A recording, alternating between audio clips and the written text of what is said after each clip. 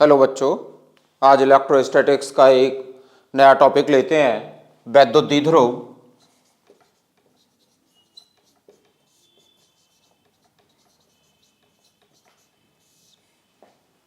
वैद्युत ध्रुव,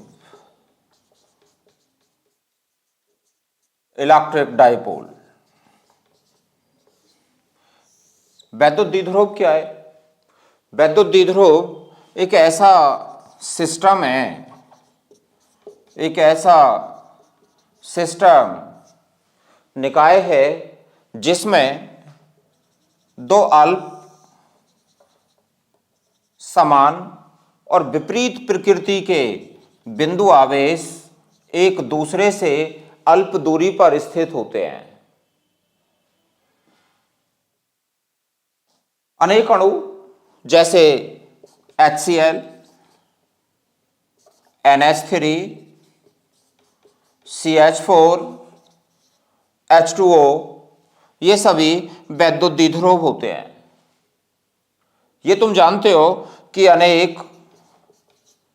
कोई भी अणु है, अनेक अणु या तो दो या फिर अधिक परमाणु से मिलकर बने होते हैं। कोई भी अणु है, HCl है, इसमें दो परमाणु हैं, NH3 है, इसमें चार परमाणु हैं, हाइड्रोजन के तीन है, नाइट्रोजन का एक है। तो कोई भी अणु दो या अधिक परमाणुओं से मिलकर बना होता है। कुछ अणुओं में इस तरह की व्यवस्था होती है कि उनका धनावेश का केंद्र नाभिक और ऋणावेशित इलेक्ट्रॉनों का केंद्र कुछ डिस्प्लेस होते हैं, कुछ विस्थापित हो जाते हैं, कुछ ऐसी व्यवस्था होती है। इस प्रकार के अणु वैद्युत द्विध्रुव कहलाते हैं। जबकि वैद्युत द्विध्रुव का नेट आवेश कितना रहता है? 0, -q +q। तो वैद्युत द्विध्रुव का नेट आवेश कितना है? 0 होता है। यदि हम किसी परमाणु की बात करें तो परमाणु के सेंटर में धनावेशित नाभिक जिसमें प्रोटॉन और न्यूट्रॉन होते हैं, प्रोटॉन धनावेशित होता है, न्यूट्रॉन उदासीन होता है, और इलेक्ट्रॉन विभिन्न कक्षाओं में चारों ओर घूमते रहते हैं। किसी भी परमाणु में धनावेश का केंद्र और ऋणावेश का केंद्र संपाती होता है, तो परमाणु उदासीन होता है, वैद्युत द्विध्रुव नहीं होता। लेकिन यदि किसी परमाणु को वैद्युत क्षेत्र में रख दें तो उसका धनावेश का केंद्र और ऋणावेश का केंद्र थोड़े से विस्थापित हो जाते हैं और वो वैद्युत द्विध्रुव बन जाता है। वैद्युत द्विध्रुव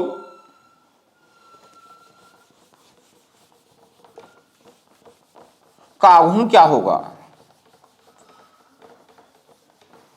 वैद्युत द्विध्रुव का आघूर्ण क्या होगा?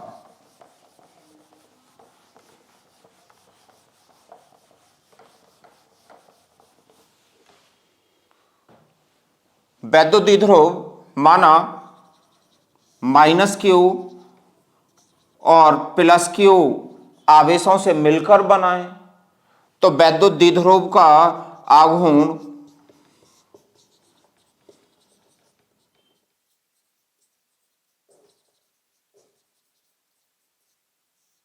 किसी एक आवेश के परिमाण, कोई भी एक आवेश समान होते हैं, दोनों बराबर मात्रा के होते हैं, विपरीत प्रकृति के होते हैं, अल्प दूरी पर स्थित होते हैं और इनके बीच की दूरी को मानते हैं 2l। तो वैद्युत द्विध्रुव का आघूर्ण क्या होगा? किसी एक आवेश के परिमाण अर्थात q और इनके बीच की दूरी के गुणनफल के बराबर होता है। वैद्युत द्विध्रुव का आघूर्ण सदिश राशि है, वेक्टर। दिशा क्या होगी इसकी? ऋण आवेश से धन आवेश की ओर होती है। इसकी दिशा ऋण आवेश से धन आवेश की ओर होती है। P vector equals to Q into 2l vector, ये वेक्टर फॉर्म में हो गया। वैद्युत द्विध्रुव आघूर्ण का मात्रक क्या होगा? Q का मात्रक क्या होता है? कूलाम। और दूरी का मात्रक क्या होता है? मीटर। तो वैद्युत द्विध्रुव आघूर्ण का मात्रक क्या होगा? Coulomb metre. वैद्युत द्विध्रुव आघूर्ण की डायमेंशन क्या होगी? डायमेंशन के लिए P इसकी विमा, Q की विमा, Q equals to IT ampere second AT, और 2 तो कांस्टेंट है, विमाहीन कांस्टेंट है, और L की विमा L, तो इसकी विमा क्या होगी? ATL, या फिर इसे लिखते हैं LTA। तो इसका विमीय सूत्र क्या है? L power 1 T power 1 A power 1 LTA।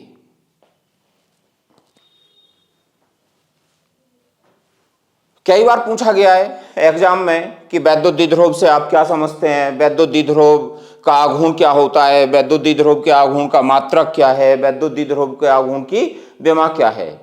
तो वैद्युत द्विध्रुव क्या है?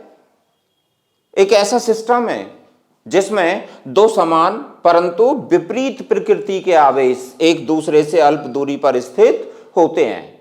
हमने ये मान लिया कि माना ये वैद्युत द्विध्रुव -Q + Q आवेशों से मिलकर बना है, इनके बीच की अल्प दूरी 2L है, तो वैद्युत द्विध्रुव का आघूर्ण क्या होगा? P = Q × 2L।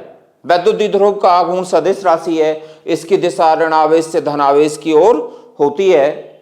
Vector form में P vector equals to Q × 2L vector. मात्रक क्या होगा? Coulomb metre. विमा क्या होगी? LTA होगी। इसे इस तरह से भी समझ सकते हैं थोड़ा सा कि हाइड्रोजन के आउटर मोस्ट ऑर्बिट में कितने इलेक्ट्रॉन होते हैं? एक, जैसे HCl अणु है, HCl अणु वैद्युत द्विध्रुव होता है। क्लोरीन के आउटर मोस्ट ऑर्बिट में कितने इलेक्ट्रॉन होते हैं? 7। जब HCl का अणु फॉर्म होता है तो एक एक इलेक्ट्रॉन की शेयरिंग होती है। हाइड्रोजन के आउटर मोस्ट ऑर्बिट में 2 इलेक्ट्रॉन पूरे हो गए, क्लोरीन के में 8 हो गए। तो ये जो इलेक्ट्रॉन पेयर बना, जो कोवेलेंट बॉन्ड बनता है HCl के बीच, इन दोनों इलेक्ट्रॉनों पर जितना अधिकार हाइड्रोजन का है उतना ही क्लोरीन का है। लेकिन क्लोरीन मोस्ट इलेक्ट्रोनेगेटिव है।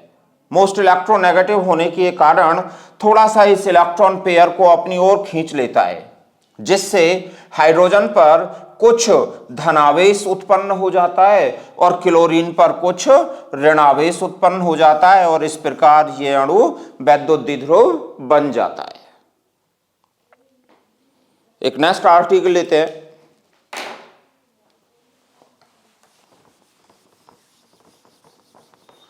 वैद्युत द्विध्रुव के कारण वैद्युत क्षेत्र की तीव्रता क्या होगी? Electric field intensity due to electric dipole. इसमें 2 स्थिति संभव हैं,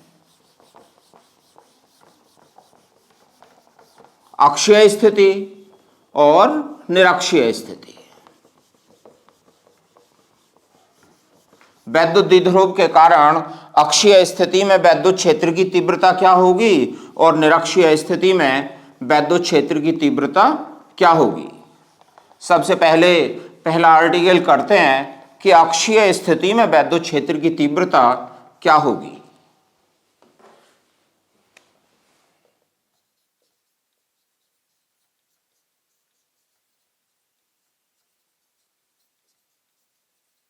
वैद्युत द्विध्रुव के कारण अक्षीय स्थिति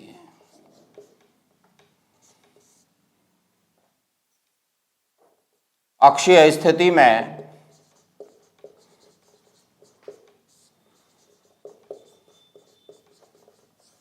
वैद्युत क्षेत्र की तीव्रता। माना एक वैद्युत द्विध्रुव AB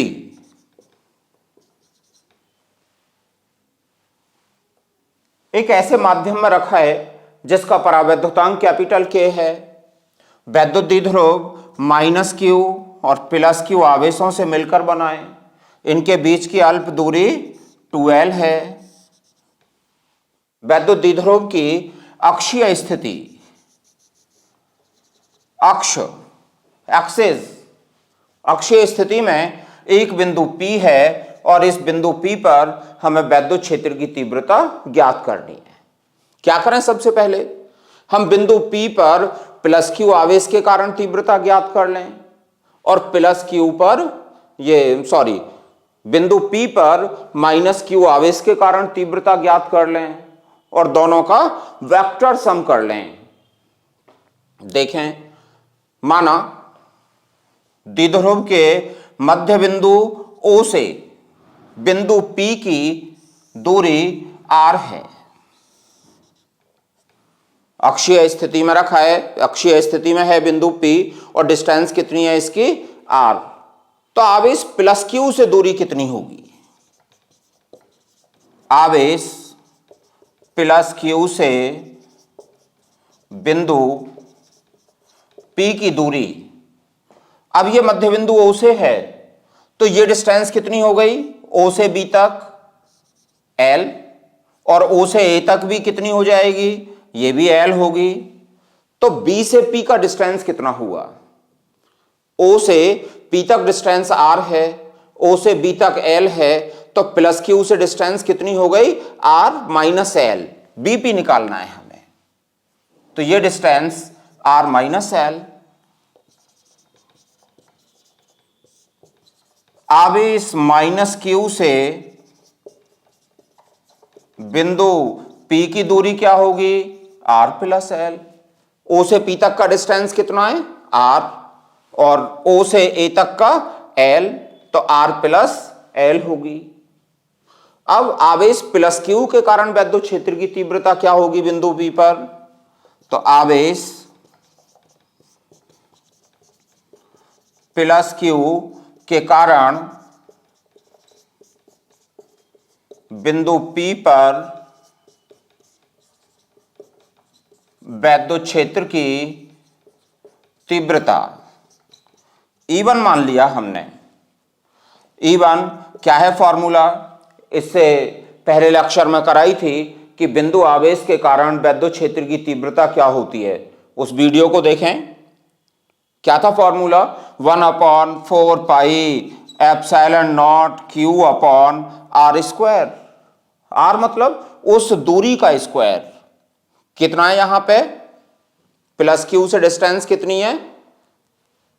R माइनस L, तो R माइनस L का होल स्क्वायर। और आवेश किस में रखे हैं? ये वैद्युत द्विध्रुव किस में रखा है? कैपिटल K परावैद्युतांक वाले माध्यम में रखा है। तो E1 क्या होगी? 1/4 पाई एप्सिलॉन नॉट के Q upon R minus L का होल स्क्वायर। दिशा क्या होगी? धनावेश है और धनावेश के कारण वैद्युत क्षेत्र की दिशा किधर होगी?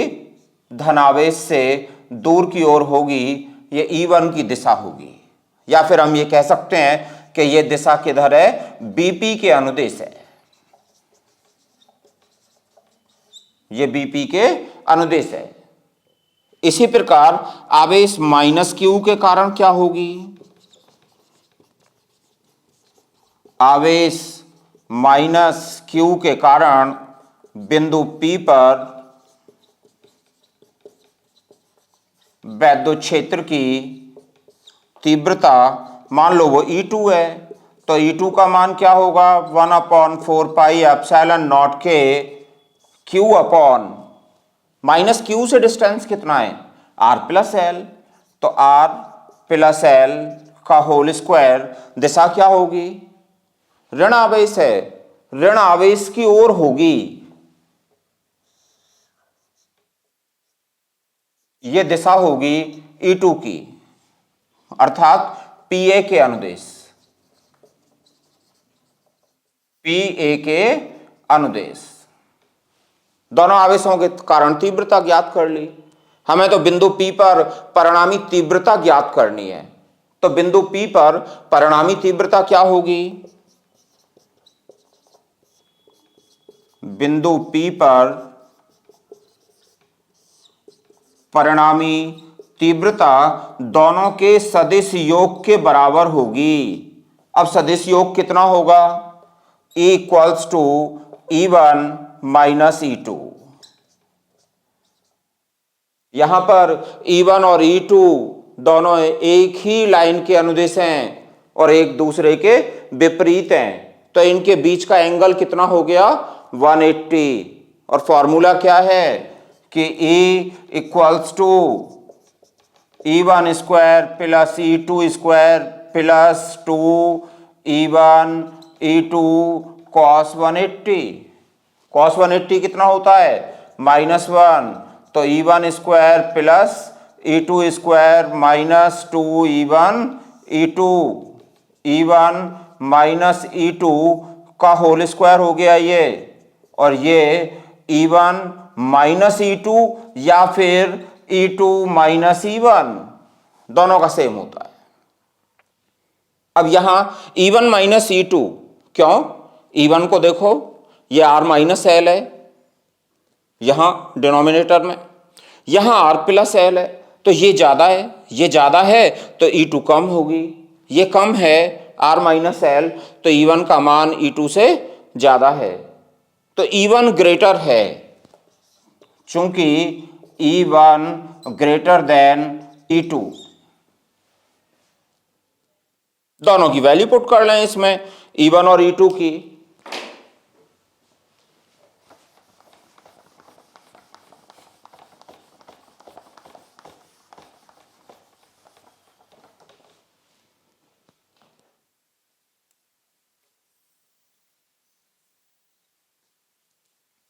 तो परिणामी तीव्रता E इक्वल्स टू E1 कितना है 1/4 पाई एप्सिलॉन नॉट के Q upon R minus L का whole square minus 1/4 pi epsilon not के Q upon R plus L का होल स्क्वायर। इसमें से कॉमन क्या आ गया, Q upon 4 pi epsilon not के कॉमन हो गया 1/R माइनस L का square minus 1/R plus L का होल स्क्वायर। एलसीएम क्या आ जाएगा, Q upon 4 pi epsilon not के R square minus L square का whole square. R minus L whole square से ये R प्लस L का होल स्क्वायर टाइम्स डिवाइड हुआ R माइनस L का whole square equal to Q upon 4 pi epsilon not के R square minus L square का whole square. Whole square खोल दो, R का स्क्वायर प्लस L का square plus 2RL minus R का square plus L square, इस minus की वजह से वो भी माइनस हो गया, और माइनस का 2RL तो प्लस का हो गया इस माइनस की वजह से 2RL। इधर से थोड़ा सा रफ कर लेता हूं।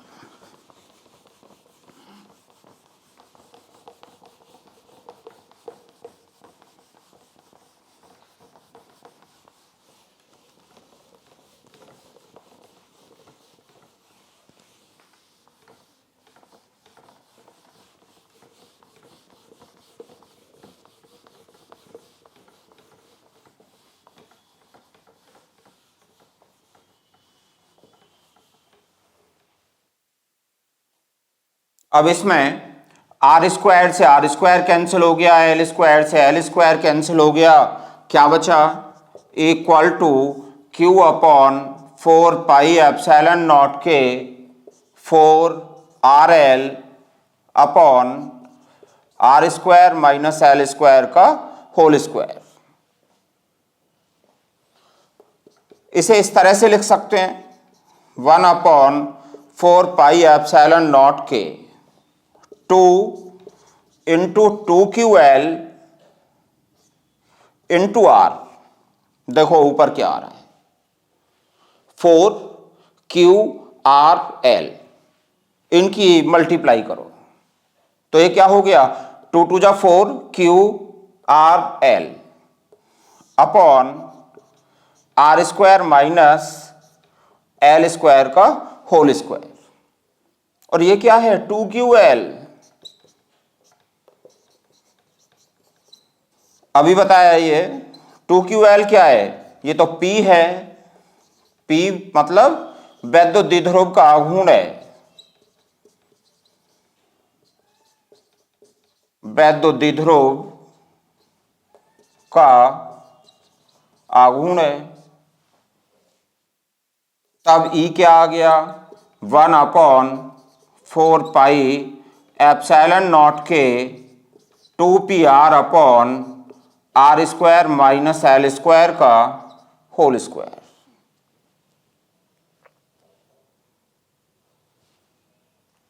अब यदि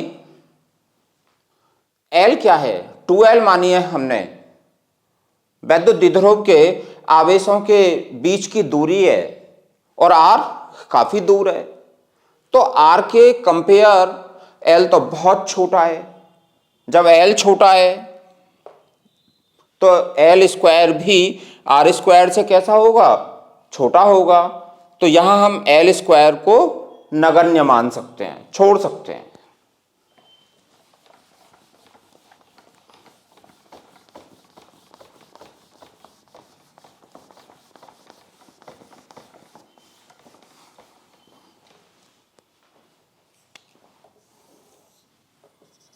यदि L very less than as compared to R, तो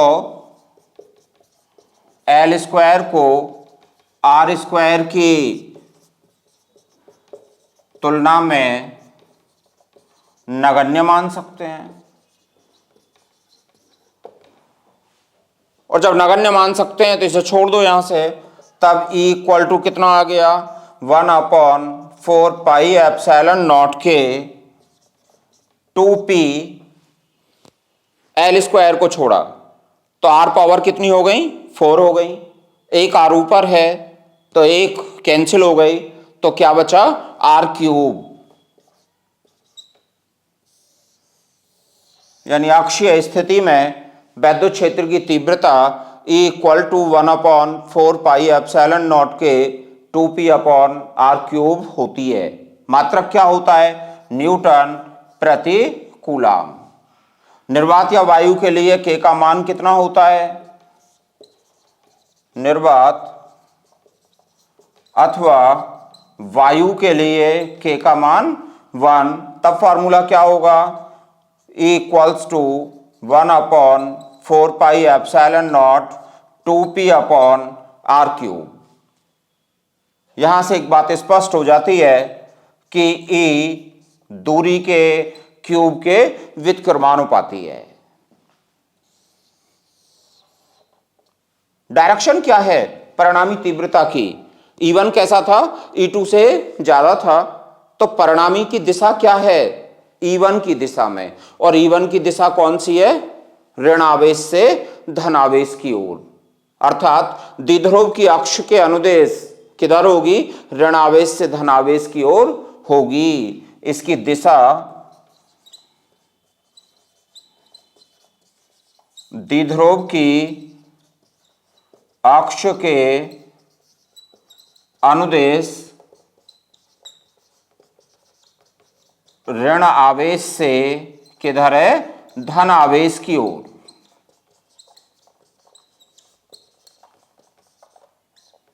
ऋण आवेश से धन आवेश की ओर होगी।